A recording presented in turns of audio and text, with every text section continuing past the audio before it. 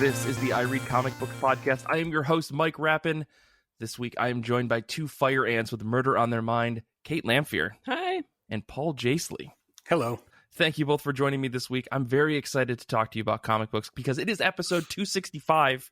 We're doing that thing now where we list the number of the episode that we're on. But, you know, because we're here to talk about comic books, it means that I am legally mandated to ask you two questions, and that is, how have you been and how have comic books been? Let's start with you, Kait. I've been good. I read something that kind of blew me away, and it's going to be really difficult to talk about because the reasons are all spoilers. Oh, no. But I'm just going to get right into it because I'm really passionate about this title, I think. This is 2 Year Eternity Volumes 1 and 2. It's by Yoshitoko Oima, and I picked these up at the library the last time I was physically in the building months ago, and I finally read them. And I grabbed these on a whim, just based on the cover art. Beautiful covers. And after reading Volume 1, I probably wouldn't have sought out Volume 2 if it wasn't already in my living room, because Volume 1 is heartbreaking.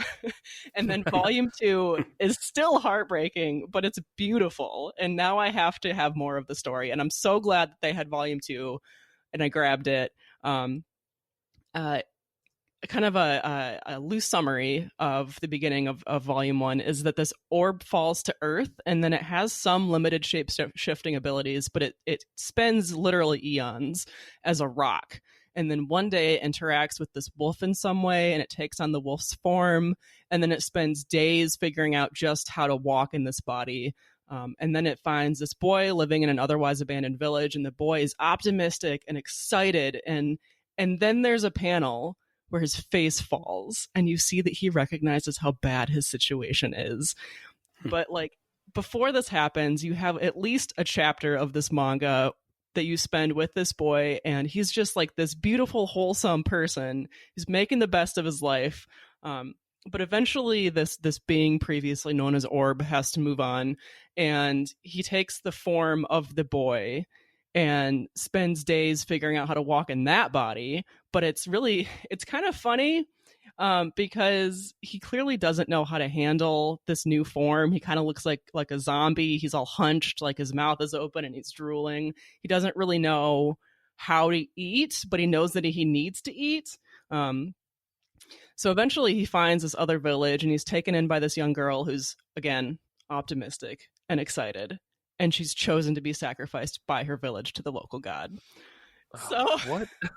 Volume 1. Kait, what the fuck is this book? Jeez. Yeah. It's like, oh no. Like, he's, I'm just heartbroken when I finish Volume 1. And I'm like, maybe I'm not going to read Volume 2. Maybe this is just going to go straight back to the library. I'm going to ignore the fact that I ever read this and had my heart broken.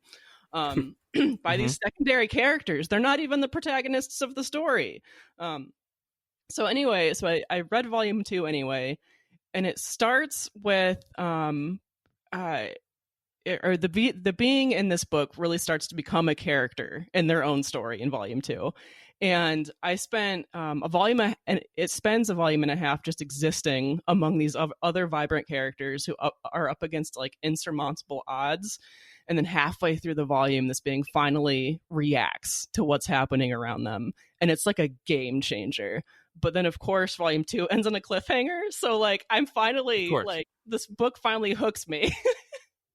and then there's a cliffhanger. And now, like, my library only has one more volume. And this has been, like, kind of a hard book to find. So I might just have to start, like, ordering these books and collecting them.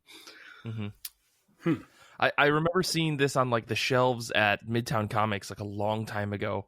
Must have been when the book was first starting to come out, and it was being promoted. And I remember picking it up and being like, "This looks kind of lame." Like I skimmed through it, and I was like, "This is not for me." But to hear that it's actually like super solid, that's maybe I'll once One Piece is done, I could read anything. So maybe I'll read this series. We'll see. This kind of reminded me of the girl from the other side that you and I both like.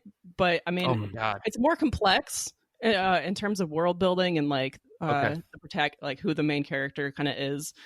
But it's kind of equally as I don't know, like you think that you're reading one thing and then it turns out that you're reading something totally different. Interesting. Well, I'll put it on my list. Forever books to read. I mean, we'll like see. I said, volume 1. Just be prepared to go right into volume 2. Okay. So if I'm gonna read it, just pick up all 12 volumes that are available right now. That I just haven't. Okay, good to know. Paul, what about you? How have you been? How have comic books been? I've been good. For those curious, the West Michigan weather report, it's been pretty gray and gloomy outside all weekend. We had a lot of rain yesterday, a brief hint of snow, which means, it's finally becoming winter here in West Michigan, which is the perfect time of year to just stay inside and read a bunch of comics. Thankfully, I have weeks worth of comics that I haven't touched yet that are piling up around, so I'll have time to finally dig into those, it sounds like. Nice. A few of the things I read this week that I wanted to talk about, one of which is Blue in Green, which was an OGN that Image published last month. It's written by Ram V with art by Anand RK and colors by John Pearson. I saw this book being hyped all over Twitter, so I thought there was like a big push for it. I realized I followed all of those creators on social media, so it was like self-promotion, but still, it was like every time I go on Twitter, I see a panel from this book or the cover. So I found it on Hoopla and decided to give it a shot. It's a book about jazz, sort of a horror mystery type story about a teacher a jazz musician who teaches music theory at a college, wanted to be a performer, but never really had the chops or commitment to do it. And then he has to return to his childhood home after his mother passes away. And going through her old files, he finds a clue that unlocks a deeper mystery, a dark secret about his past and his mother's past. It turns into, without giving too much away, it turns into this sort of familiar story of the Faustian bargain that the Robert Johnson story, where a musician trades their soul for the gift of music, that sort of familiar old story. In that regard, I felt it was a little thin story-wise.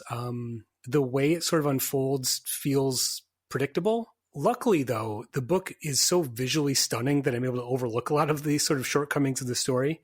This is one of the best looking books I read all year. It kind of looks the way jazz sounds, if that makes sense. The color palette is a lot of cool colors, but there's be a blast of neon in the background, or there's passages of the book that are flashbacks. The artwork is in sepia tone, but the artwork is also a little bit blurrier, so it looks like a faded memory. Just the way that they use color and the page layout to tell the story is fascinating.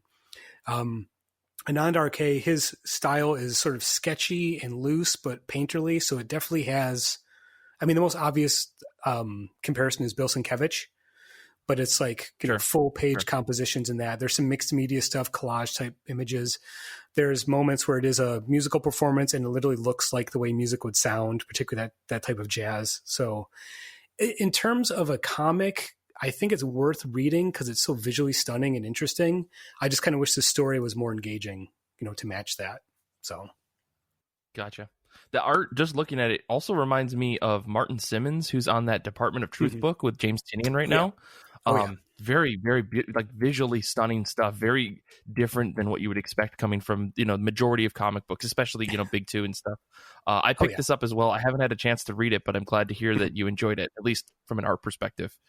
Yeah, I definitely think it's worth a read. I think it's an important book, and just in terms of visual storytelling. But your mileage may vary in terms of the story. So I was worried. I was thinking that this book was going to be like a history of the song by Miles Davis. Oh, okay. Maybe it was going to be just this really interesting biography about Miles Davis and how he created the song. But to hear that it's actually a horror book, because this is how little research I do on books sometimes, where I just go, that looks really pretty. Ram V, that's a name I know. I'll just buy it and not think about it. And that's not even remotely what the book was about. So okay, let's just run with it. But it is still about music, still about jazz, right?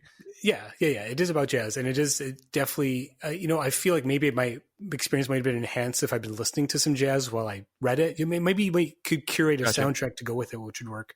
I'm admittedly not as much of a jazz fan, so I wouldn't know what to recommend. But okay. But yeah, that's interesting.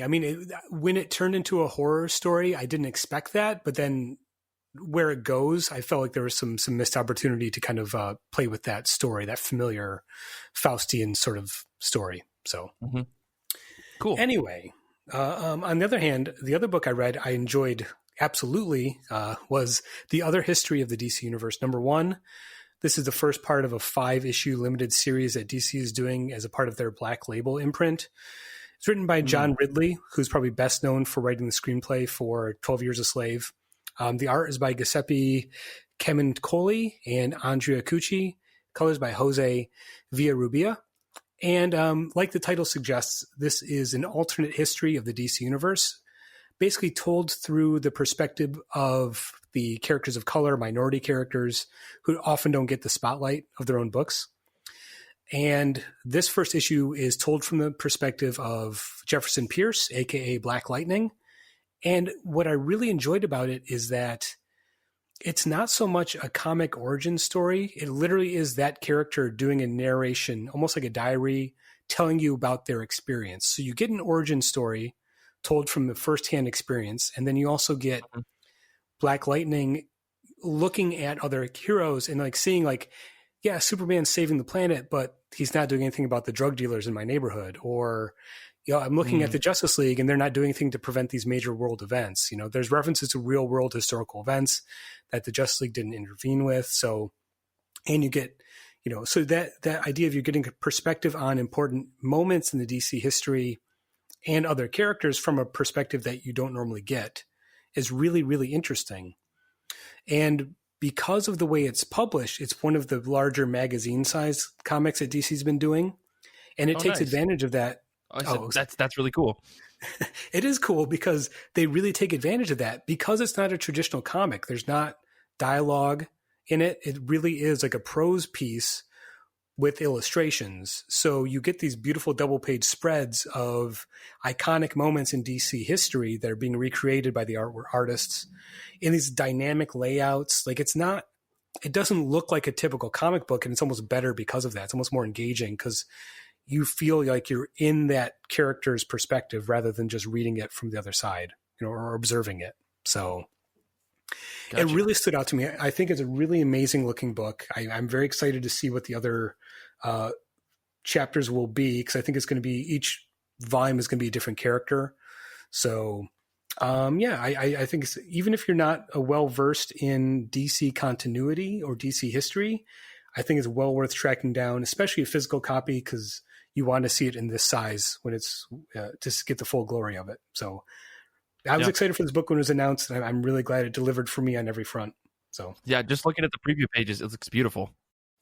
I also should mention it features a brief cameo of one of my favorite minor DC characters, Peter Gamby, the tailor who makes outfits for all the supervillains. It's a character that you never see show up.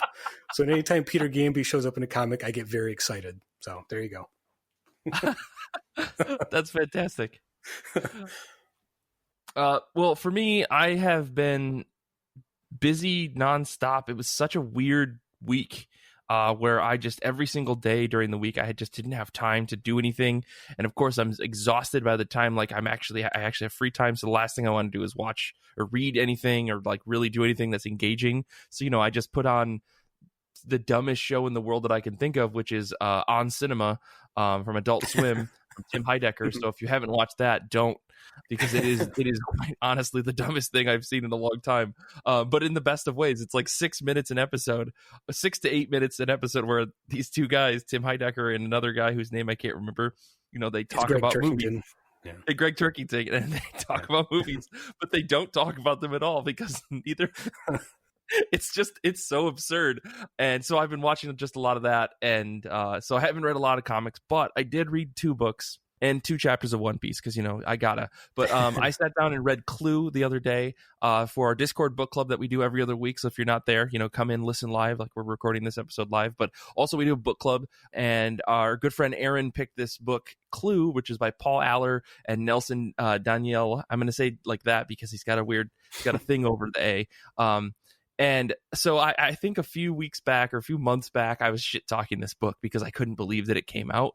I couldn't believe that there was a comic book based on the Clue like board game or movie or whatever it was going to be. And like I said, I don't do research apparently, so I didn't really know what it was even going to be about. But it was actually kind of a wacky and fun book. I mean, like when it comes to like book club stuff, I'm never going to say, no, I'm not going to read that. It sounds stupid, because what's the point? The goal of a book club is to, try new things. So I sat down and read this, and the art was beautiful. Like some of the most impressive art I've seen in a while on like a random throwaway 5-issue miniseries from IDW. The whole story is super meta. It gets way in its head about what it is. The butler of the series he's aware of everything. He's very omniscient. He's very like he is like a kind of a god in some ways, but not really. He doesn't have influence on the story except for the part where he gets in a fight with IDW's editor, like in the book.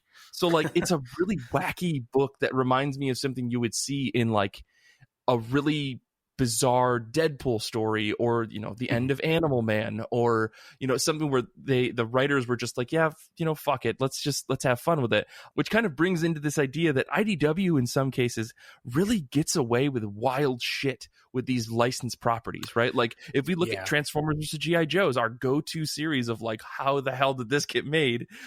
You look at that, and you look at some of the other stuff that I think IDW has done over the past couple years, maybe decade or so, and you kind of go, holy shit, like how were they able to convince these licensed people or properties to let them do this? But Clue, this is an example of they did that, and I think the book was way better for it. They could have just told a straightforward like murder mystery, whodunit, add some jokes, add some crazy personalities, but instead they went like 2 levels beyond that with the insanity, and I think the book is better for it. Like I think the mystery is kind of thin, like the last two issues kind of run a little bit too long in some ways, but overall, like when the jokes hit, they were really, really good.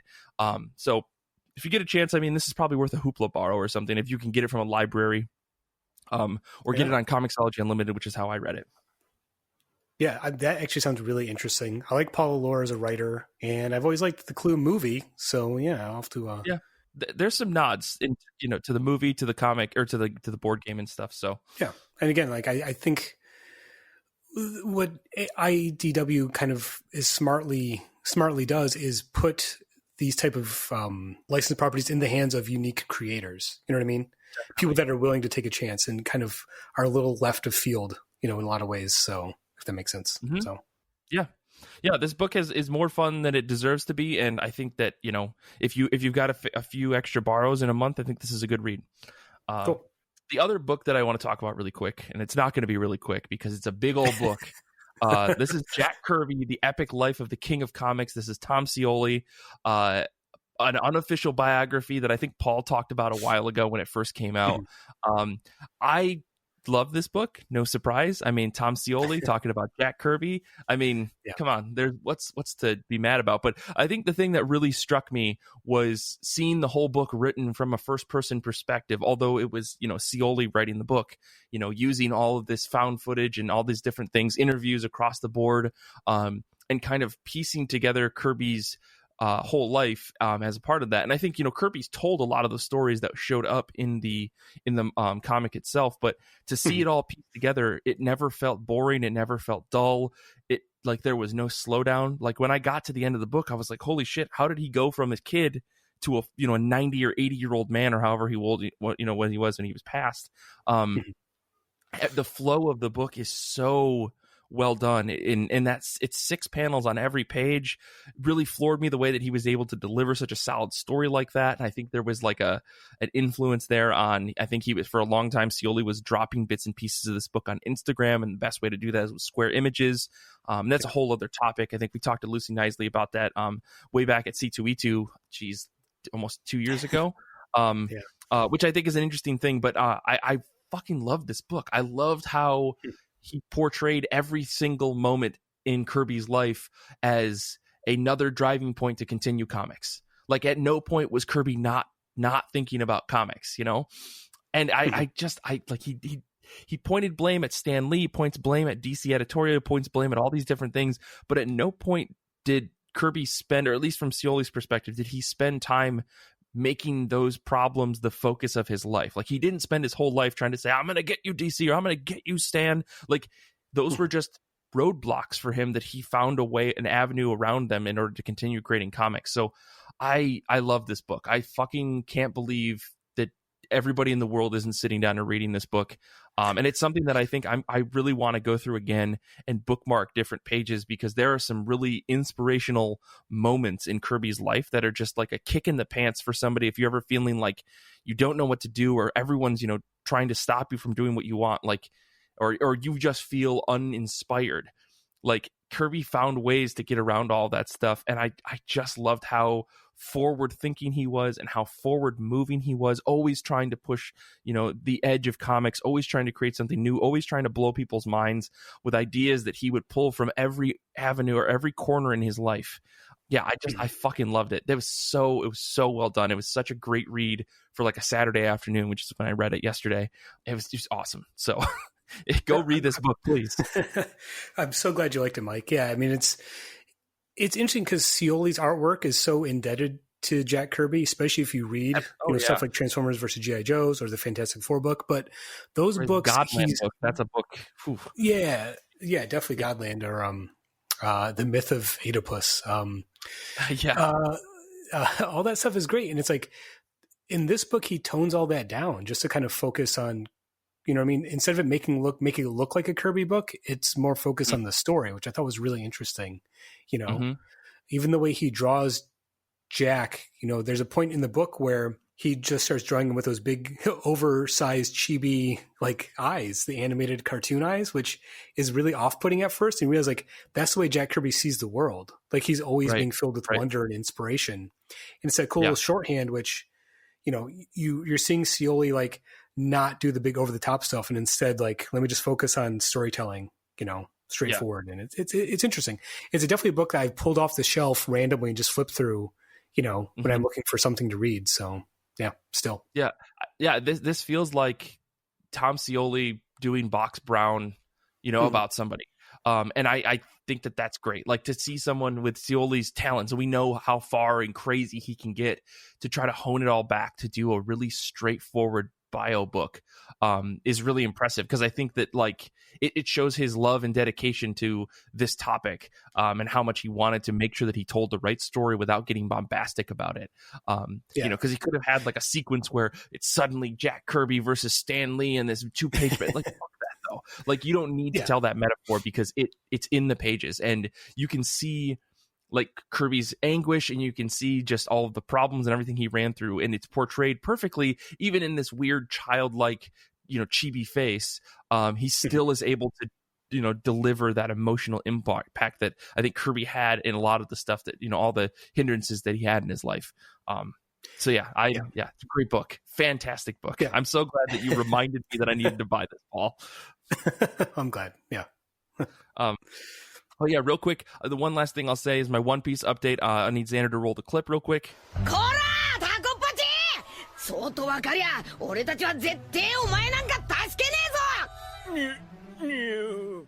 So chapter 998 is out today, the day that we're recording, December 13th, which means 999 will probably be out in a week or two. I think that the Shonen Jump people, or the people over at Seshua in Japan, are trying to time this with the new year. So my guess is that we're probably going to see chapter 1000 come January. So I'm kind of taking my time still with One Piece. I did read 2 chapters this morning, so I'm up to 992, but I don't want to get ahead of myself. So that's my One Piece update. When we get to 1000, I'm just gonna cancel the whole show. It's just gonna be me for an hour just talking about One Piece or something. We'll see. But anyway, let's move on. Let's move forward. Let's talk about comic books that are coming out in the near future. Comic books are dropping on December 16, 2020. What are you both excited for this week? Let's start with you, Paul. I am excited for the Immortal Hulk number 41. I'm always excited for a new issue of the Immortal Hulk, obviously. I don't really know what more I can say about this book. Al Ewing is doing an amazing job of somehow condensing the history of the character into one story, and yet expanding what that character could do exponentially. It's like, I don't know how you can actually write a Hulk story after this. Like what more could you do with that character? And then of course I've really grown to love Joe Bennett's artwork. I mean, the way he's able to handle the weird body horror, disgusting elements of this story, it's really a remarkable comic. I've already said everything I can about how perfect it is. And I'm specifically excited for this next issue, and I don't want to give anything away for people that are catching up with it or maybe haven't read this far. But I'll just say this. I'm excited for issue 41 because finally, after 40 issues of smashing, it's going to be clobbering time. I'll leave it at that. Whatever could that mean? Yeah, I'm in the same boat with you, Paul. You got me hooked on this one, and I'm right there with you. I'm not even buying back issues and waiting. I'm day and date getting these books because it's that good. It's like one of the few books I read on Wednesdays. Awesome. Yeah, I'm so excited. Kate, what about you? What are you excited for? Yeah, I've got 2 number 1s that I'm excited for, but they both come out on December 23rd. So I'm cheating a little bit here. Okay. So the Picture of Everything Else, number 1, is by Dan Waters and Keisha Morin. And I just want to read the description because this is like just completely my wheelhouse. It's as the 20th century dawns, art promises to change the world and steep it in blood. A rash of impossible killings sweep through Paris, tearing the rich and beautiful apart in their beds. When 2 art thieves stumble upon the portraits of the victims damaged in the exact same manner they died, it appears the man who once painted the immortal portrait of Dorian Gray has returned with darker plans for future works. Oh, no. I've always been drawn to the story of Dorian Gray, and I really like these like fairy tale or classic story retellings. So this is kind of exactly what I want in my comics. Is this kind of retelling with like a new twist. And then it kind of has this darkness to it. Like the covers are kind of bloody. The art from the previews thumbnails looks like it's watercolor. So it's really beautiful from what I can tell from these little thumbnails online. So anyway, I'm excited about this book. The other book I'm excited for is Gloomhaven Fallen Lion number 1. The writer is Travis McIntyre and the artist is Tyler Souls. This is set in the world of the game Gloomhaven, which Brian and I own and haven't dug into yet, mostly because we got it right before the pandemic started. So we haven't had anybody over to really dig into it with us. But I love fantasy and D&D, and Gloomhaven is kind of D&D adjacent. And the kind of synopsis for this book is that there's a crew and a job goes sideways for them. And the description mentions punk bands, drug dealing street gangs, and a dark god sleeping beneath the surface, eager to destroy the world. So I'm looking forward to fantasy. Right. Yeah. What? Sure. I don't even know what the fuck this game is. Let's do it. Maybe we'll get like a whole series of like Gloomhaven comic books, kind of like the D&D comic books. Sure. Well, I can you explain what Gloomhaven is for those of us that don't know? Yeah. Okay. So Gloomhaven is like this giant box game, and there are multiple like campaigns that come in the box, like sort of. It's kind of pre-written, I think. The way that you set up the game, it's got all these minis in it. So like this box is literally like $120 or something. But you get a ton of gameplay out of it. And then I think it could be played with 2 people, but we haven't tried. Our plan was to get a small group going when we played it. So then of course, COVID. Yeah. It's a lot of game, which is why we haven't played it yet. Right. Gotcha. Well, I mean, just that description alone, I don't know if that's going to be closer to a fantasy comic book like D&D or something akin to, Judge Dredd. But, I think you've sold me and Paul to maybe try number 1. I don't know. Yeah. I'm definitely curious. Yeah. Well, let's see. Before I jump into mine, I do want to shout out Danny, who said his pick was Dark Knight's Death Metal number 6. He says, finally. Danny's the only person I know reading death metal. So I just I'm reading it too, Mike. I'm reading it too. Oh, you are? Okay, I'm also okay. Yeah. And I will say I've been back and forth on it. I really loved issue 5. So I'm back on board, and my enthusiasm for issue 6 is up there. So. Okay. Very cool. Well, for me this week, I'm picking probably the best book that's coming out, which is New Mutants number 14. This is Vita Ayala, Rod Reese. I mean, this team, can you fucking slap me in the face. This is unbelievable. This is an incredible team. I'm very excited to see what they're going to bring to the table, because the team is inside the book, not the creative team, but the X-Men team is Magic, Danny Moonstar, Karma, Warpath, Wolfsbane, Warlock, Scout, and more. They're teasing so much in this book, and I've seen pieces of Rod Reese's art for this book, and I just want to cry. I know that he can't keep up with the pacing of a monthly book, but every time he's on an X-Men book, it just makes me so happy. I mean, this guy is in a lot of ways, he's like a modern day Sienkiewicz. I think he does this thing with Warlock that people haven't done in years. He really tries to go wild and crazy.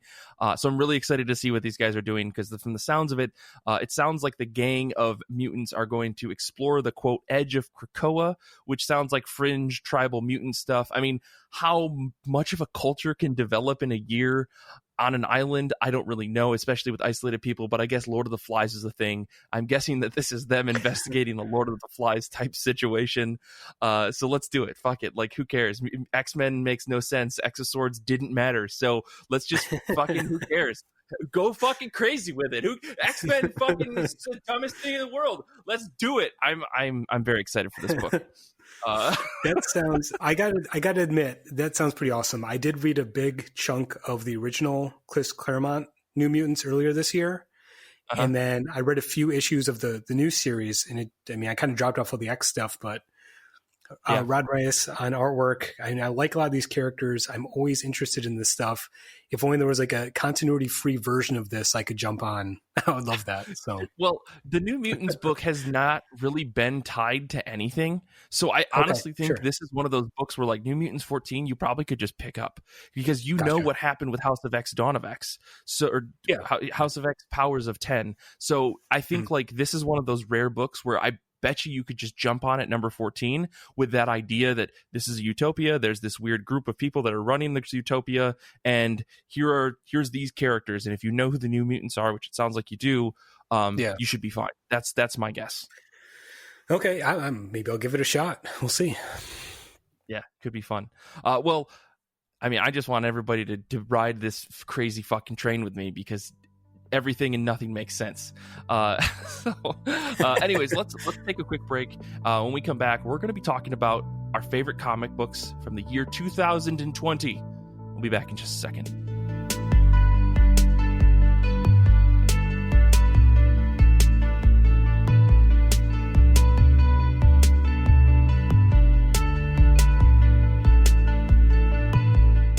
For our show this week, we are talking about the best comics we read in 2020. Now, I don't know if I made this clear to Paul and Kate, but in my mind when I was talking about that, I was just thinking, whatever comic books you read this year, just let's talk about them. It doesn't matter if they were published in 2020 or what. Where I read comic books and we don't follow any societal norms, because people are probably looking for a best of 2020. You fools. That's not what we're here to talk about. So I guess to get things started, I'm going to start with a book that didn't come out this year at all, and that is Incredible Doom number 1 through 6. And it's not really a book so much as it's a series of comics that are collected in these very small micro book formats, like digest size comics almost. This is by Matthew Bogart. You can read the entire 6-issue series at his website, incredibledoom.com, or you can purchase physical copies of this book. Now, I found this book on Comixology Submit. It was just a random thing. I saw the cover. I was like, oh, that looks kind of cool. And it's a comic about 90s kids making bad decisions over the early internet. So I don't know. I don't have much experience with the early internet. I think I talked about this on the show before.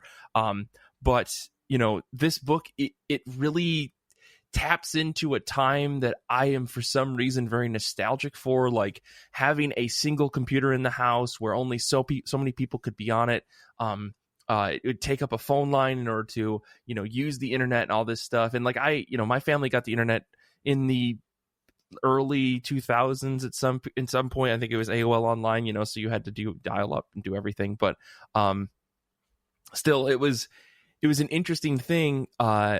for me as a kid to be like, wow, what is this internet thing? And then to see a comic book about people that were teenagers or even a little bit older than that, experiencing that as well, and actually using the social features of the early internet before online chat rooms. Instead, you just had bulletin board messages or message boards and all this different stuff, and hacking was a totally different thing. And so it all comes together in this book as these teenagers are, like it says, making bad decisions, and it involves the early internet and how they all get together. So there's a lot of intertwining stories that come together, and I really thought that with the first 6 issues, which is like season 1 of the series, it was really, really powerful. I was super struck by the first issue, so I bought the rest. And I finished the 6-issue series, and then I went to the website and bought all the physical copies of this book. It's a beautiful little series. And if you buy all the physical copies, it comes with stickers. So, if you're into that kind of thing. But yeah, it's a really wonderful book. I think Matthew Bogart is doing a fantastic job. And season 2 was supposed to start debuting pretty soon, except that the series got picked up by a bigger publisher, and they're going to be doing OGNs instead of serialized books, because the story isn't really a chapter-based series. It's just, that's how you released it. So they're going to be releasing the next season, I think, as a graphic novel, and I'm very, very excited about that. Huh. Interesting. Paul, what's one of the books on your list, new or old? I chose books that did come out this year for the most part, or at least were concluded this year, series-wise. Okay. And I feel there's a lot of stuff on here I've already mentioned on my list, so maybe I'll start with one of those. I know I talked about Far Sector a lot on the show, and that series is still ongoing. I'm 1 issue behind still, so who knows? Maybe it's no longer one of my favorite comics. Who knows? But barring any massive, failure in terms of the creation of the book or the next issue, this is one of the most interesting books I've read this year. It feels a very timely book. Again, this is about a new Green Lantern rookie, basically, who's in a world populated by 3 different races who traditionally don't get along. She has to investigate a murder that happened there, the first murder in 500 years. At the same time, there's this overarching story about how these races coexist because they've managed to negate their emotions. We live in sort of an emotionless world. So it's exploring themes of emotion. Obviously, if you're talking about a Green Lantern book, that's very important. And also themes of police brutality and the way the police handle skirmishes between different groups or anti-police sentiment. You get the backstory of this Green Lantern. She did grow up on Earth and was a police officer and dealt with this stuff in real life.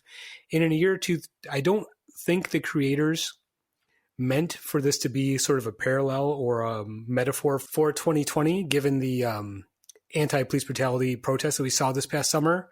And yet it feels like it's essential to the story that it came out this year. So I still really like this book. I think it's a very important book. If you're not reading it, wait for that trade. I think it's going to be an important book that came out this year. Yeah, I remember, picking this book up after your recommendation and just being floored by how timely it was. And the fact that it started in December of 2019 just blows my mind. I mean, like, these stories and this issue is not new by any means, right? I think N.K. Jemisin tapping into this, this story of police brutality and how, specifically how people of color are treated, and making a direct, like, an absolute pointed moment in the comic about someone being mistreated because of the color of their skin. And then having, 6 months later, it being one of the biggest, movements in, the recent American history. It's really bizarre. Like, it's what a strange coincidence of things. There are actually a lot of books that I read this year that felt like, whether they were published this year or not, felt like a commentary on what happened this past year, which, I've mentioned it on the show before. I mean, it is strange that I read so much Judge Dredd this past year. And it was like every story where I was like, oh, this is directly what's happening right now. Oh, this story came out 30 years ago, but it's happening right now. So it's maybe that's just the current events of the world are always in the back of your head when you're reading. So those parallels are more obvious maybe sometimes, but this year especially, there were a lot of books that really hit that home. And that Far Sector is definitely one of them. Yeah. Kait, what about you? What's one of your books on your list? Yeah, this one's a little bit more lighthearted. Fangirl Volume 1, this is by Rainbow Rowell, Sam Maggs, who is the adapter for it, and then Gabby Nam, who did the art. This is an adaptation of the prose book by Rainbow Rowell that came out a number of years ago, and it's a coming-of-age story about a girl, Kath, starting college as well. She's managing new friends, and she's trying to like figure out her changing relationships with her family, as well as trying to finish a long-running fan fiction that has a large following online. And the fan fiction bits that you see in the story feel very like Harry Potter Draco Malfoy ship this early on in the book, but once you get further in the prose book, which is not covered yet by Volume 1, they're like the world that this fan fiction is based off of. It is a magic school. It is very, very different from Hogwarts, even though, you know, her first draft when she was writing Fangirl might have been just Hogwarts. Right. But in real life, fan fiction is very black or white with authors. So I've always felt like it was really ballsy of Rainbow Rowell to have this charming protagonist who was clearly pro fan fiction, and then it worked, and it was like the prose book was extremely popular. And now the fan fiction that Kath is writing is actually a published book in the real world that has a sequel to it. And now we have this comic adaptation. So this, I mean, she took a risk, man, and it worked out. Mm-hmm. Wow. But I was expecting this book to just be a self-contained OGN 1-volume thing, but it turns out that they're going to do a 4-volume series. And I think that works better, because otherwise they really would have had to cut out something out of this story, and I think that would have been really detrimental to how like charming this is.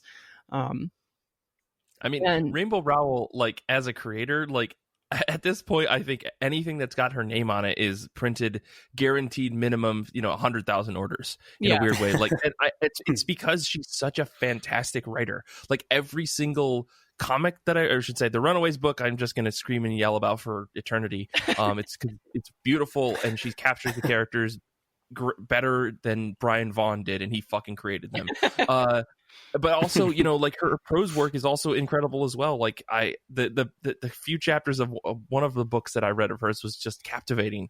And then I stopped reading prose books altogether because One Piece is life.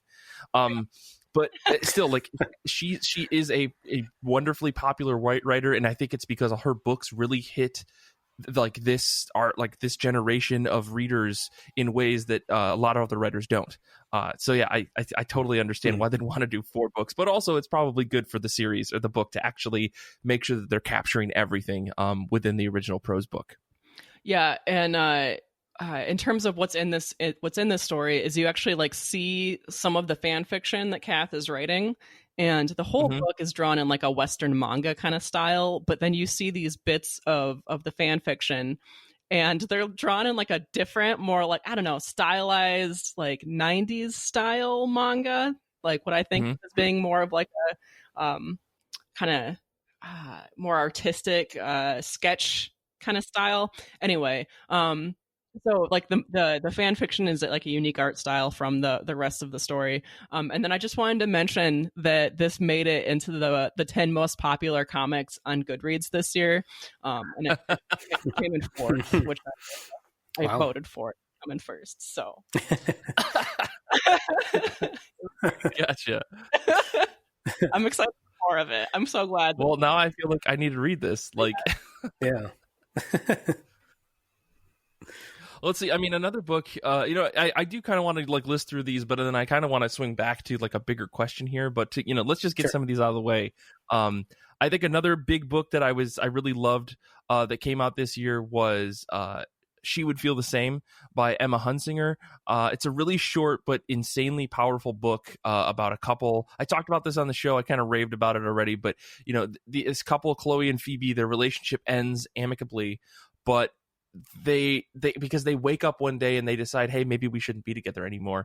And we follow Chloe as she can't stop thinking about it.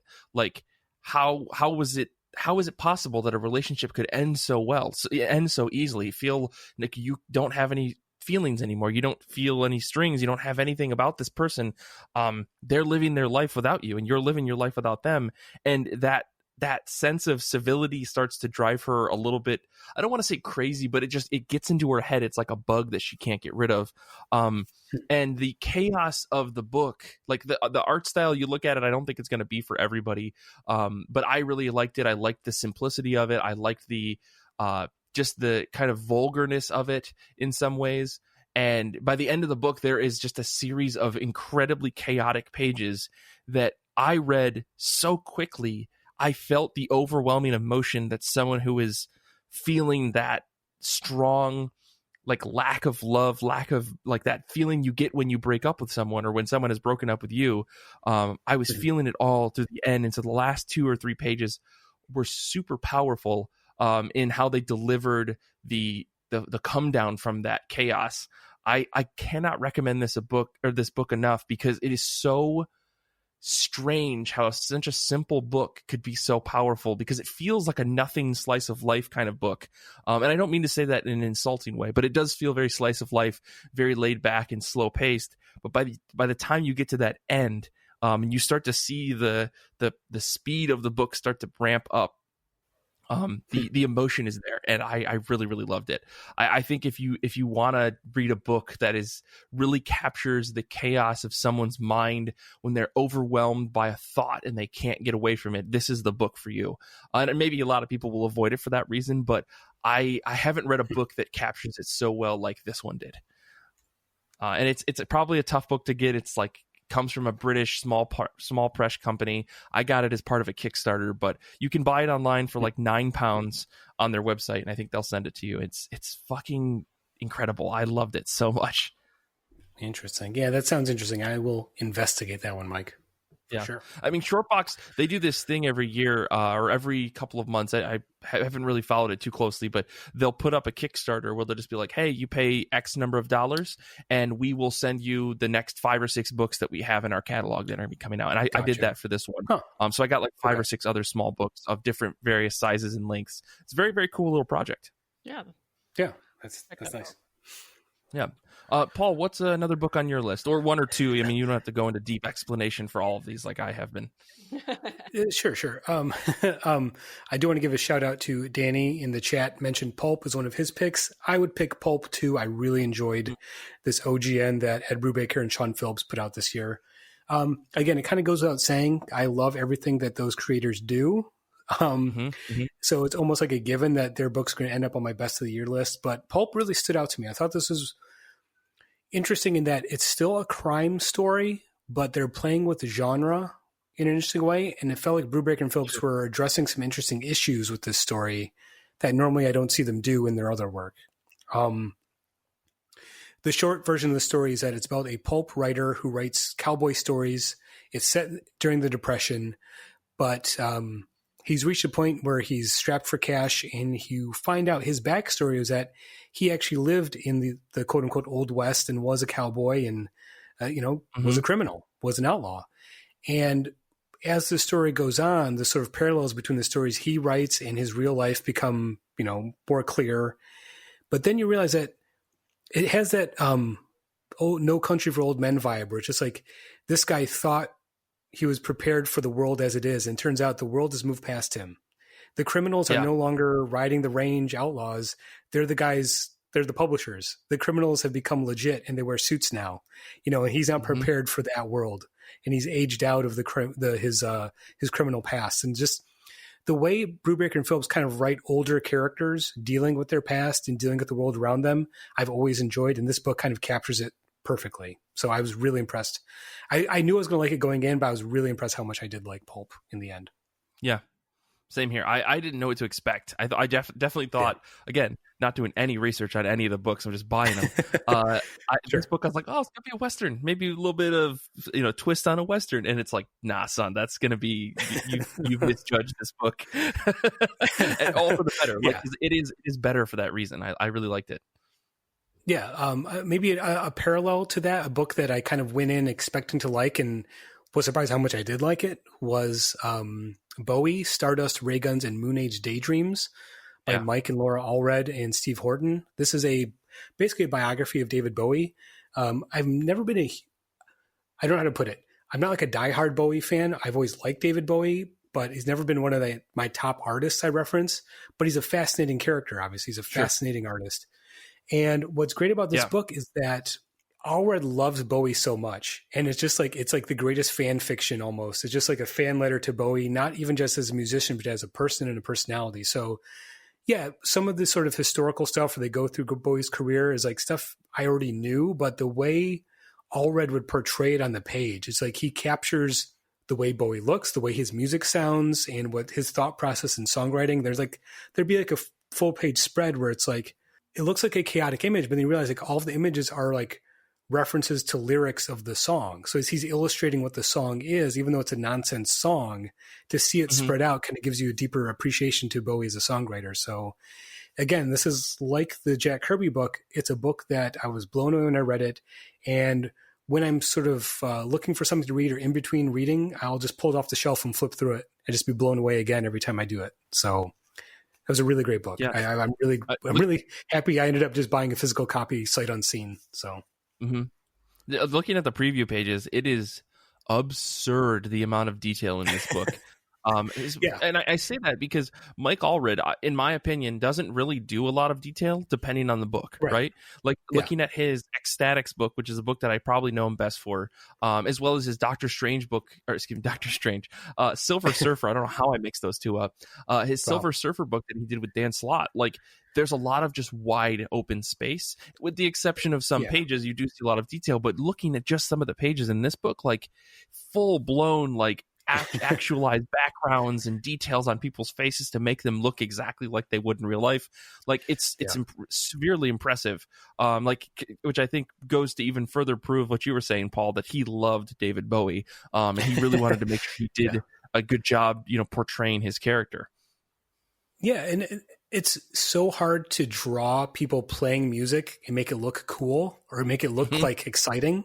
And like he does it. Like the scenes of the David Bowie in the Ziggy Stardust and Spiders from Mars, like playing on stage, like you can hear the music coming through the page. And again, it does help if you throw on your copy of Hunky Dory or Ziggy Stardust while you're reading the book.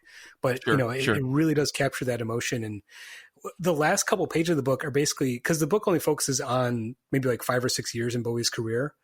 But the last couple of pages, he kind of does like a montage sort of like the rest of Bowie's, amazing career. It's like, God, give me the sequel. Like give me the next 2 or 3 books in this whole series. I would love to see him continue the story that way. Just Mike and Laura Allred only doing David Bowie books for the rest of their days. Yeah. I liked X-Ray Robot too. That was another good book that came out this year, but Bowie was kind of the one I kept going back to. So. Gotcha. Kate, what about you? What's another book on your list? Yeah, I've talked about this before, but it's The Old Guard by Greg Rucka and Leandro Fernandez. And I know that The Old Guard is kind of old news at this point, but Volume 2 came out this year, and then the movie adaptation happened, so I feel like it's been given a new life. And so I actually read it for the first time and then also the second time this year. And every time somebody reminds me about this book, I think about it for days. All the characters are so different from one another, and they have these unique relationships with each other. But at the end of the day, they are a team, and that solidity carries over what's implied to be years of not seeing one another.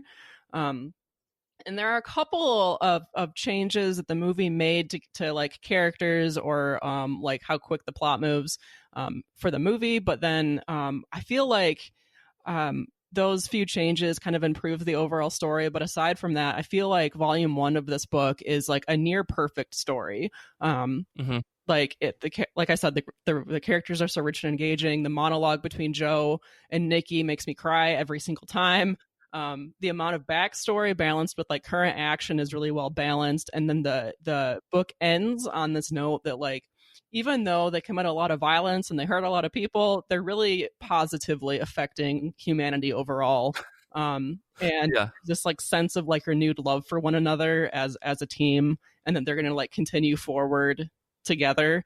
So just there's really strong like found family vibes in that book that are super powerful. I think that that's what makes The Old Guard like such a great book, is this idea that while yes, these people are brought together because of some cosmic reason that really isn't fully explained. I mean, I haven't read volume 2, so maybe it is, but they're brought together through this dream thing. So slight spoilers for The Old Guard, but the fact that they survive and they know each other, and after all this time they haven't tried to just constantly kill each other. Yeah. And because of that, they depend on each other and they love each other. Two of the characters, they are in love with each other. It really makes it a beautiful book when you think about it from a perspective of found family. And that's the thing that I really enjoyed about it. Yeah, I could read this book on like a monthly basis and not get tired of it. Mm-hmm. Write that letter to Greg Rucka. Let him know that we need that volume 3, so we can get the 5 or 6 or 7 movies from Netflix out of it. There you go. Another book that I want to talk about that I really liked this year was The Way of the Househusband, a book that I know that I've ranted about on the show many times, but it is the funniest goddamn comic book I've read this year, period. The story is a former Yakuza assassin turns into a house husband, but he still approaches everything as if he was a hitman. There's a chapter where his whole focus is trying to kill this cockroach in his house, and it's the entire issue is shot or built up as if he was hunting someone, in the middle of the night, and he has to be silent, otherwise it's going, they're going to run away. Or he's trying to prepare eggs for his wife, and so he talks about how you got to crack them real hard, or otherwise they're not going to break down the way that you expect them to. Like he gets so, it's so absurd the way that everything he does feels as if it's coming still from the perspective of someone who's trying to do a hit or is trying to manipulate some shop owner or do something crazy. He spends an entire issue or chapter working with this old Yakuza boss, and he's trying to find the spot where they can meet so no one knows that they're there, because no one's supposed to know that this Yakuza boss is going out with his dog. And our main character also has a dog, and he wants their dogs to be friends, but it's portrayed as if like they're having this secret meetup to exchange goods. It's so absurd. And every chapter you read is just another gag on top of another gag, and it takes itself so seriously until it needs to be funny. And I can't stop selling it as one of the funniest books you can read. And it's fantastic to just sit down and read the 12 or 13 chapters in a volume, because they're all really short chapters just to get a gag across. And there's a small but slowly building story about all these other former Yakuza guys who are actually like living very calm lives, but they still have 6 or 7 bodyguards with tattoos up their necks and walking around with not guns, but instead various cook cutlery, because they like to do exchanges, and it's very fun. I absolutely love this book, and by the time you get to volume 3 or 4, there's a chapters where he's consistently meeting up with other housewives in the neighborhood, and he's talking about his old days when he was an assassin to these women, but they think that he's talking about like having to take care of kids or having to cook dinner, and it's very absurd to see the imagery and these like old women reacting to him. I can't describe it well enough. Everyone should just go try this first volume. This is one of those old school Mike Rappin guarantees. If you don't like it, I'll pay you back over PayPal kind of things. It's so much fucking fun. Yeah, you've talked about this book before. It sounds so appealing. I'll have to I will have to dig into this one. So it sounds great. I mean, Paul, I don't know how into manga you are. My aunt's guess is very like not really. I've heard of it. It's still like, yeah, exactly. I think that this is like a really funny way to try manga that's not a shonen book, right? To not jump into like a Dragon Ball or a Bleach or a My Hero. Instead, you're diving into what is a slice of life book that has this really strange twist. And I think it's ultimately really wholesome and fun. Yeah. Interesting. Well, speaking of fun, I feel like I should mention Superman's pal Jimmy Olsen was one of my favorite books to read this year. Okay, I thought you were going to mention another book on your list, and it was going to be really dark. No. No, I'm keeping it light for now. The dark stuff comes later. Okay. Okay. Superman's pal Jimmy Olsen, written by Matt Fraction, art by Steve Lieber, colors by Nathan Fairbairn. Yeah, I mean, it's a goofy, fun book for the most part. It's about Jimmy Olsen.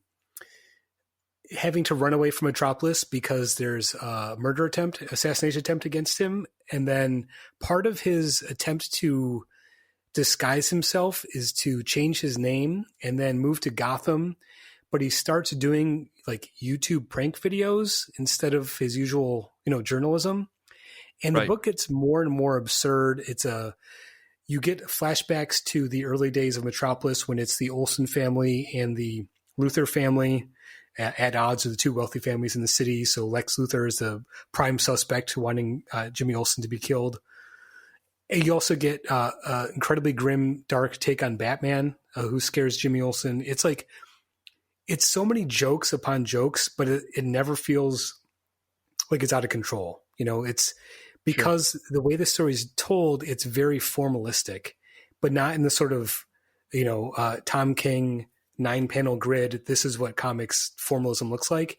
It really is a throwback to the way that comics in the Silver Age had chapters and story breaks and narration. You have an omniscient narrator who's telling the whole story and giving each chapter its own title.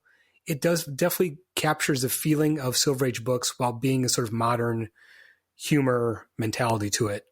Mm-hmm. And it ends on a very interesting, positive, heartwarming note and a change in the status quo, which I hope sticks in the Superman comics. So if you're not a big Superman fan and barely know Jimmy Olsen, just know the name basically, I think you'd still enjoy this book. It's so ridiculous and over the top that it's just an enjoyable read overall. This is Matt Fraction, Steve Lieber, and Nathan Fairburn. Like what a fucking team right there too. Exactly. Oh my God. Steve Lieber's artwork is amazing. I mean, it looks so simple at first, but then again, the cartooning element of it, the story beats, the way he uses the formalist structure of the comic, it's pretty amazing. Even though it looks like just like a fun, silly comic, it's a really deep, well executed, really engaging comic. Yeah, I've been sitting on these issues for a little while. I think I was just waiting for the last one to come out. So I maybe this is one that I should just tackle in a weekend because it sounds like it's going to be a blast. Oh yeah, you'll have fun. Kate, what about you? What's one more book you've got? Yeah, I read On a Sunbeam by Tilly Walden, and oh my God, this is what we've talked about. Got this beautiful and really simple, like 2 or 3 color art that like really emphasizes different aspects on a page, and then something big is happening if suddenly there's a third color in there. This is an LGBT book. It's sci-fi. It's coming of age. And this universe is well thought out and nuanced within the world building. Like in the story is not overwhelming. Like it just includes the parts that are important to our protagonist's story. And this is just unique from anything that I have read. I mean, I said that it's sci-fi, but everything is just like, I don't know where the writer came up with these ideas. They're brilliant. Yeah. That book is so fantastic in the way that it plays with just soft sci-fi, right? Where you don't have to describe anything. Like these people are flying around in a giant koi fish. Yeah. Why? It doesn't matter. It doesn't matter. Like there's no hard rules about can they breathe out here? If they, is gravity, we don't need to talk about that because it's not relevant to the story, right? I totally agree. This is one of the best books that came out this year. Yeah, I love that there are these like ruins in space that they have to go and like clean up to like reuse them for new things, and like it's never explained why there are so many ruins around space, like where they came from. They're just beautiful and there, and it's great. It's really nice. It's a nice story. Yeah, it really is. I mean, it's one of the biggest books on my shelf. Like if I look over it, it's like one of the thickest books that I own. But every page is necessary, and there are so many and you can read a lot of it online. But the collected edition is a nice heft, and I mean some of those pages I would love to just. There's some 2-page spread or single page spread like splash pages that she does, and some beautiful panels that like I would print out and just hang on my wall because they are just so gorgeous in the way that she mixed colors and the page and like the frame layout and stuff. It's one of those books that like you are constantly reminded as you're reading it why Tilly Walden is such a special creator and why she's won so many goddamn awards for her books. Yeah. The one last book I'll mention, because this is also on Paul's list, is Hedra. This is Jesse Lonergan. This book I bought digitally and then smashed my iPad across the floor into 6 million pieces and said, "You fool, No. Mike, how dare you purchase this digitally?" And then I pressed the rewind button on Reality and my iPad came back. And then I went online and bought a physical copy and had it mailed to my house. This book is fucking insane in terms of just exploring the way that you can tell a story with the comic book medium and no dialogue. I loved how beautiful this book was, just having that full-sized, magazine-sized comic book in your hand and seeing the way that your eye is encouraged to follow the flow of the page layout in a way more so than any other book that I've read this year. I just loved it from beginning to end. Paul, I don't know if you want to speak to that at all, because I know you also had it on your list. Yeah, it's so interesting to see a book that feels like it's trying something new with the comic book medium, and that was my first impression reading Hedra, was that definitely, we're trained to sort of read panel to panel, but suddenly when you have a page that is like 12 panels, but the action isn't happening left to right, it's happening in the bottom left-hand corner, traveling upward. Mm-hmm. It's like it takes you a second for your brain to rearrange, like, oh, I'm not reading panel to panel, I'm looking at the full page composition, and yet it's still organized, like looks like a comic book page. I think that sort of like it messes your brain up enough where puts you in that story in a weird way, if that makes sense, because that story is very much a 2001 type space mind fuck, anyway, that Absolutely. when that's happening. What's that? Absolutely, I totally agree with you. Yeah, and I was gonna to have that happen, while you're reading it, actually in your brain, kind of definitely helps the story. Now, Mike, did you read the other book that came out this year, Planet Paradise by Jesse Lonergan, which is kind of a companion piece to Hedra? It came out. I had totally forgot that I'd ordered it, and then it showed up in my pull box a couple weeks ago at the comic shop. What's really interesting is that Planet Paradise is smaller. It's published like a digest size instead of the big magazine size. Mm-hmm. And it is more of a traditional comic book. There's dialogue, there's caption boxes. It's more of an action story. But again, it's set in space. It feels like it takes place in the same universe. And there is more of those sort of bizarre page layouts in it. So it's interesting to see how Lonergan was able to do both things really well, like more of a traditional space comic book, yet still have it feel unique, and then do something like Hedra, which again, it feels like the last 20 minutes of 2001 on a comic book page. Right. So, right. He's definitely a creator that is on my radar now because of those two books. Yeah, I had never even heard of Planet Paradise. Now I know what I'm buying next. Like, I really want to try anything else that this guy does. I was so impressed with Hedra as a book. And I remember everyone on Twitter was like falling out of their seats for it and stuff. So it's no surprise that it's on like this list here. But right. Yeah, to see other stuff from this guy, I'd be really curious to know how he approaches other comics, especially something that's quote unquote more traditional in that it actually has word bubbles and stuff. But because I Hedra, like, it's interesting, we talk about a book like this being so unique because it doesn't use dialogue and he's using very interesting panel layouts and stuff and comic flow. But like, you don't see a lot of books doing that. And I think that this is like, I think Jesse Lonergan is definitely someone that understands the medium maybe better than some other artists, or is willing to experiment more because of his deep understanding of how the medium works.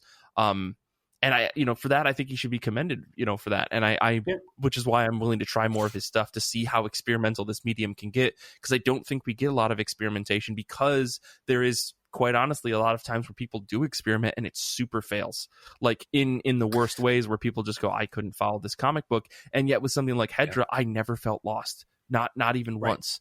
I had no idea who this creator was. It's not like I'm going in with a Hickman bias or a Morrison bias or, whatever, and saying like, yeah, I'll just kind of roll with the punches here. It's like, I was jumped in saying, what the fuck is this? And I came out of it feeling like, wow, that was a really interesting way to approach a story.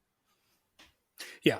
Yeah. Again, it's to really sort of have an understanding of the way the eye and the mind process a comic book page, and then playing with the possibilities of that. I think it's not something you see often enough, especially from a publisher like Image.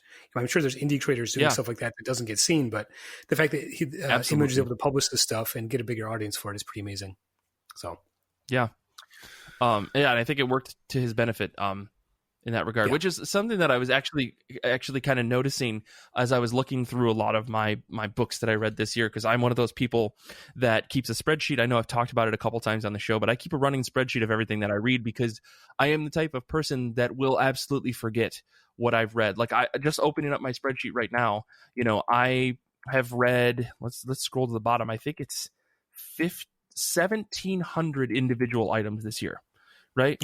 And that's a combination of single issues, manga chapters, original graphic novels, collected editions of books, all individually cataloged. I mean, of course, I have a severe bias. Like, I'm just looking at numbers right now, but 71%, 723 of those items are Shonen Jump individual chapters. That seems wrong. It should actually be a lot more than that.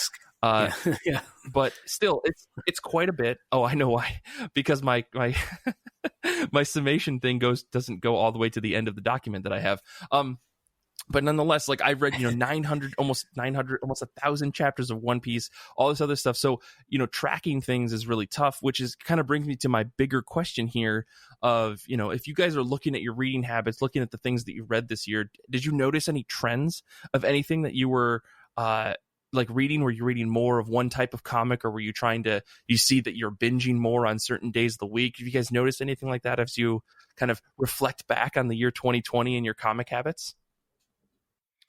I think I read a wider variety of things, like a lot more stuff that I probably wouldn't have picked up for myself. And that's a combination of trying to be more involved with the Goodreads reading challenge and the book of the month stuff, and also doing the Pop Sugar reading challenge, which is 50 books. So I did like 2/3 of them as comic book volumes to try to succeed on that challenge.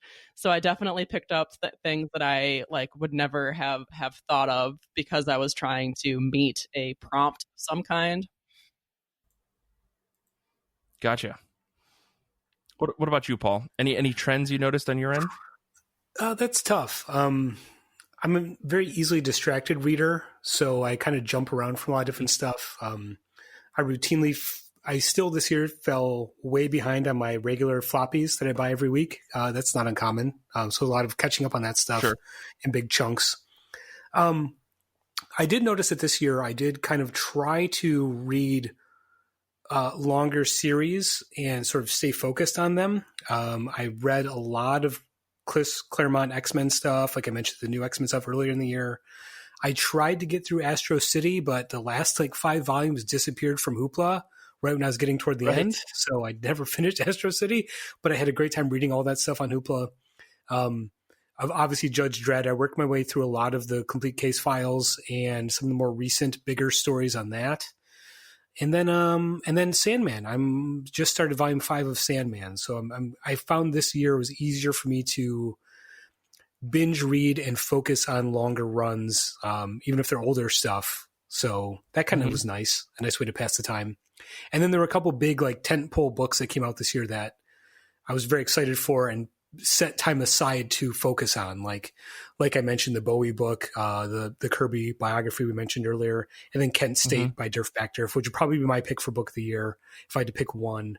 That was such a big book, and I was so engrossed with it that it really took my focus. I enjoyed spending time with that book, Yeah, and I know, Paul, you had a couple more on your list that we didn't necessarily get to. If you want to go through those really quick, because I was worried that you were going to bring up Kent State, and I was just going to be like, oh, I haven't read it yet because I don't know if I could bring myself to it. But were there other books that you wanted to talk about? Very briefly, maybe. I do want to mention Superman Smashes the Klan by Gene Luen Yang and Giri Hiru. That was a really fun book. I guess it kind of bridges the past 2 years. The final issue came out earlier this year. That was a really fun read. Detective Comics number 1027. I'm a sucker for big oversized anniversary issues. It doesn't get bigger or more oversized than this. It's 150 pages of Batman stories, all of which were great. So I enjoyed that. And what else do I have here? Finally, I got to say, Mike, I really liked Dracula Motherfucker by Alex DeCampi and Erica Henderson. Okay. I think visually that book was the most interesting, best looking book I read all year. I just love the colors, love the artwork. I read it digitally, and I'm actually tempted to buy a physical copy because I thought it was that good looking. I mean, I'm not going to say that you're wrong, because I do think that book was very visually impressive. That being said, I expected more book for the cover price. And I'm not trying. I guess, that can maybe come off as me saying like, this book wasn't worth $15, because that's not what I'm getting at. I think creators should be paid for the work that they do. But I look at what I paid $15 for other creators of the same tier, I think, and I'm getting more comic book and like more pages. And like, I honestly think that book could have had another 50 pages and still been very interesting. There's so much to explore. So I was kind of surprised and let down when I realized that it was $16. So yeah, I don't know. But yeah, I will agree with you. Like, Erica Henderson's art is top fucking notch in that book. Like, there are some scenes of Dracula, which I was just like, oh my God, like blown away with just the 70s horror vibe that I really pulled out of that, like some of those scenes. So like, I can't argue with you there. Yeah, it's amazing because like, I'm not big on vampire mythology. It's like a Dracula, like you know what it's going to look like. But the fact that, Erica Henderson was able to make Dracula look different and actually scary, and actually like, some of those page designs, like you said, are just like the most disturbing, nightmarish, like horror things filtered through the lens of like 1970s blaxploitation cinema is visually incredible. If I had paid, $15, $16 up front for it, not knowing that it was so short, maybe I'd be a little disappointed. But yeah, I think reading digitally and then being blown away enough to want to buy a physical copy speaks to how good looking it is. Yeah, I think that's my issue, is that I bought it digitally, thinking, I don't know, again, not doing my research, not looking at the page. Actually, I didn't know the page count, I guess, beforehand, because I didn't look into it on Image's website. But nonetheless, like, I think like if I bought this in hardcover, I wouldn't necessarily be as frustrated about it. But anyway, I guess like get a lot of Oh, go ahead. There is a lot of like back material. Like the second half of the book is basically them describing the aesthetic and how they arrived at it. So if you want to see, how the sausage is made, so to speak, in a comic book, and how they were able to make it look so unique, like that is really interesting. If you want process stuff, it's worth it for that, for sure. Sure. But yeah, so I guess, as far as like trends go, it sounds like, I just read a lot of fucking manga this year. I updated my Excel spreadsheet as I'm sitting here. And I had 1,214 Shonen Jump reads just from that one publisher. 56. Why? Oh, those are separated. So that's even higher. So it's like 1,272 books that I read chapters from Shonen Jump.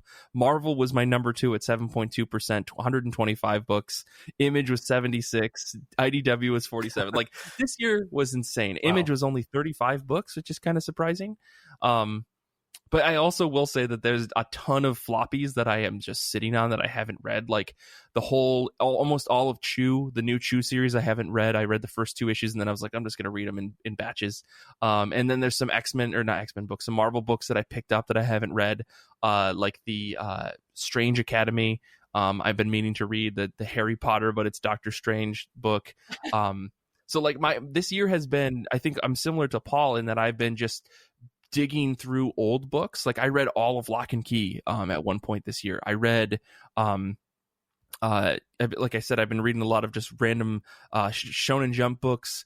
I've also been reading I read Harley Quinn Black and White. This is on Danny's recommendation. All of Far Sector, all of the Incredible Hulk, like just bigger runs. I've been more excited to sit down and read like a bunch at once. And I think this is a reflection of me reading all of One Piece, being like, I love just having 50 issues to read through this thing and not having to wait and having to switch between different series and stuff like that as I'm reading.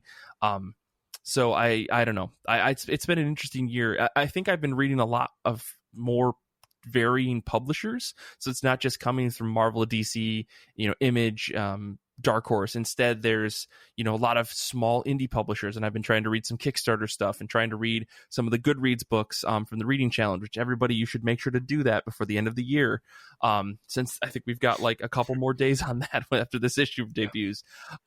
So it's been interesting, I think, as far as my reading habits for the year, because they've been severely influenced by One Piece, but also I think overall, even compared to last year, I've read way more comic books than previous years, and I don't think that's just just because of like being, shut down and not going anywhere. Because I think even in January, February, and March, I was still reading a lot more comics in general than I was in previous years. So maybe this is just the year of the comic book for me.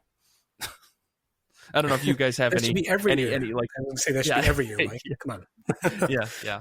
We'll see. Well, I think last year for me was the year of the OGN, because I think I read more OGNs than anything, like not like numbers wise, but like page count wise. And this year was probably just the year of probably more the year of the manga chapter. Next year we'll see what it's going to be. It's going to be like year of the 90s comic or something. We'll see. Oh yeah, I'm in for that. Let's do that. Yeah.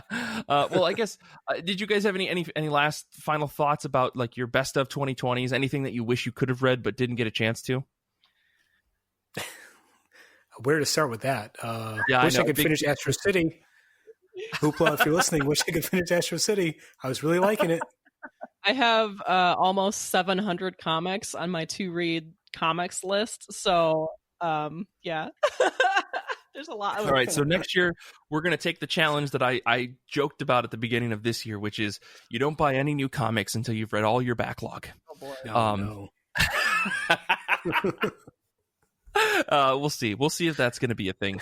But anyways, let's wrap up the show here. Before we wrap things up, I do actually want to shout out some folks who've written reviews for us, but like I see them show up in my inbox through this service that I use, but I couldn't find them online until I realized that they weren't US Apple reviews. So I found some reviews.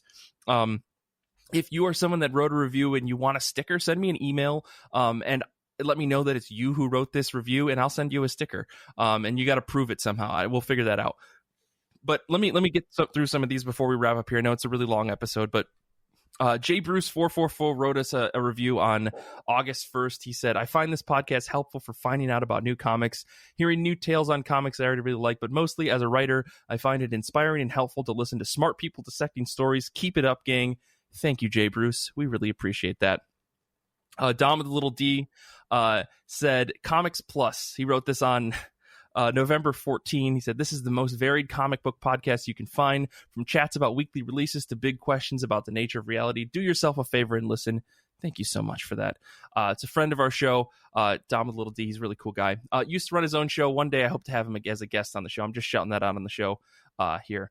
One more I'll get through. Silly Banana Na. If you listen to one comic book podcast, make it this one. They said, this is a brilliant podcast to help enhance your enjoyment of comic books, especially if you read comics published by a wide range of publishers. The team of contributors led by Mike Rappin each bring their own passion for different types of comics, whether it's X-Men, Wiccan and the Divine, Archie, or My Hero Academia. They pretty much cover everything you might want to read. Another great aspect of this podcast is the way the team interacts with listeners, especially as part of the Goodreads Book of the Month feature, which involves a review of a graphic novel as picked by the members of the IRCB Goodreads group. Thank you so much, Silly Banana, for your review. We really appreciate it. One last one. Mr. Joshua Dawkins. This is from 2018.